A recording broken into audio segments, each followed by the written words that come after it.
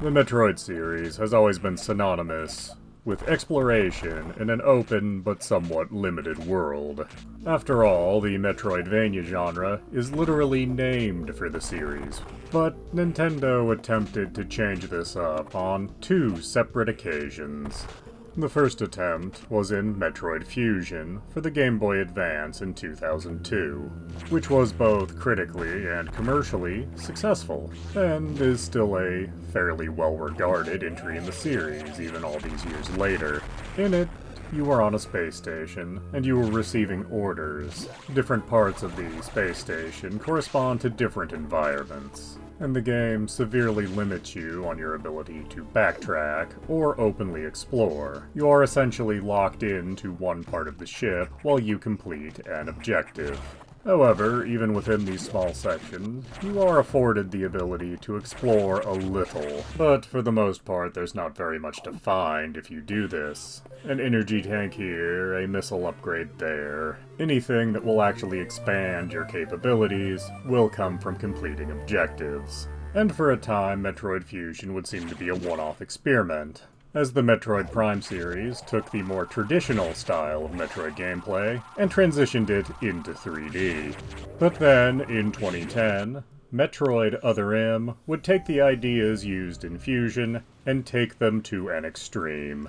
And while critically it was still fairly well received, commercially it is considered a disappointment by Nintendo. This time around, the gameplay isn't simply guided, it's almost completely on rails. Again, you're in space, this time on a spaceship referred to as a bottle ship, and like the space station in Fusion, it's divided into different sections to simulate different environments. But this time, there's not much extra to explore, and you only receive new abilities when your commander tells you to use them. Because this game takes place directly after Super Metroid, Samus technically has all of the abilities she gained in Super Metroid. She just can't use any of them until the commander she's working with gives her the okay. So you will only gain access to your full set of abilities at the whim of an NPC. There's actually a whole cast of NPCs here. They make a grand entrance, and then they show up in cutscenes. It's very clear that Fusion and Other M were cut from the same cloth, as not only do they attempt to make Metroid a more linear affair, they also have many other similarities. Both have Samus taking orders. Both have the settings of research facilities that are subdivided into different environments.